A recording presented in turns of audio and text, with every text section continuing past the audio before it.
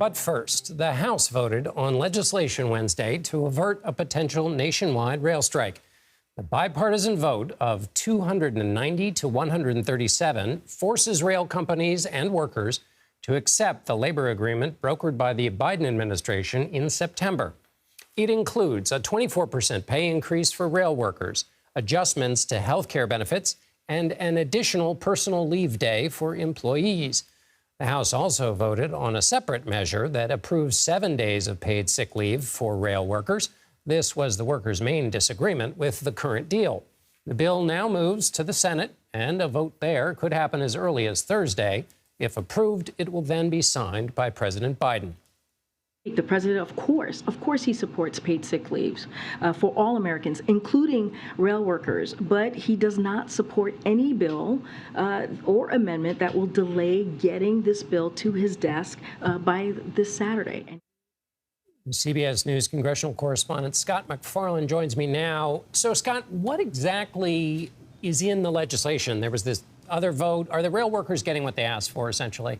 There are 4 labor unions who would not be getting everything they're asking for. These are the 4 holdout unions that have put us at the precipice of a possible economic catastrophe. There's a century-old law, John, actually 1926, that gives Congress the power to intervene in a labor dispute that involves U.S. railways. And the president has urged Congress, if not specifically asked Congress, to do so here because we are so near the deadline, December 9th, a possible $2 billion a day economic hit if this strike were to happen. What Congress is doing with this legislation is pushing through the most recent offer that some other unions have agreed to, an offer that would include some pay raises, some bonuses, but would not include what the labor unions have so vociferously been asking for, 7 days of sick leave. The unions say this is particularly needed in the railway field where there are so many people working laborious physical jobs outdoors, sometimes long stretches far from home where sick time would be imperative. What the House did was interesting. They passed a separate bill with the sick leave. All of this goes over to the U.S. Senate. It's unclear if there's a trajectory or a pathway, John, for the Senate to approve the sick leave, but the politics are so complicated because in the House bill that passed, there were dozens of Republicans joining a majority of Democrats, kind of a coalition we don't see very often, but there were liberal members of the Democratic caucus who would not get on board because they don't think the sick leave thing is going to get through to fruition.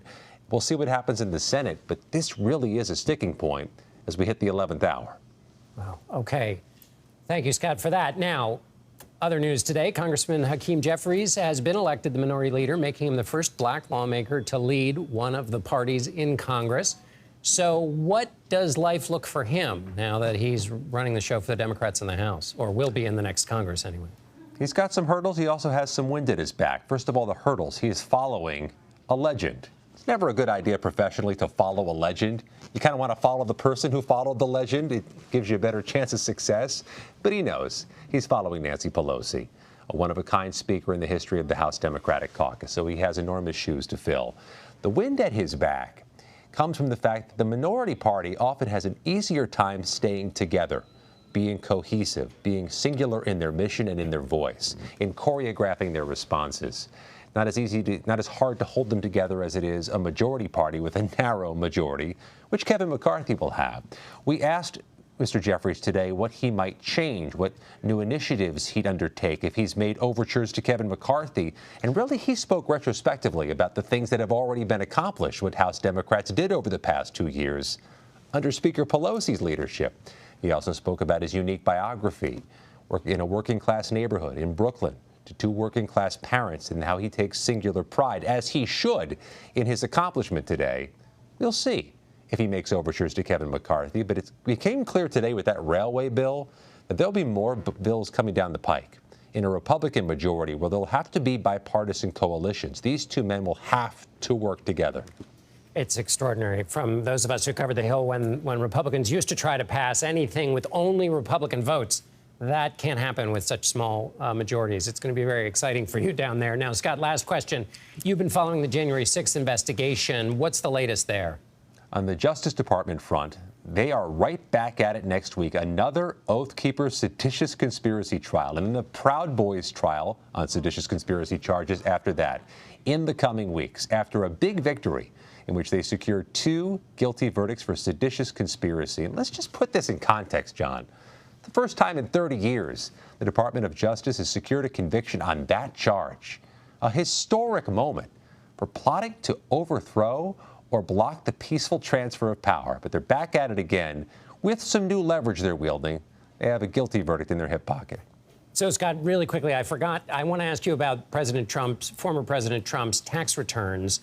What's the latest with those being they've been handed over to the House? What's the latest? Now, this is fitting for an income tax return story. It's less than clear, John. We asked the House Ways and Means chairman today if they've received the tax records, and he says, I can't answer that question. Prohibited by IRS resolutions or regulations from doing so.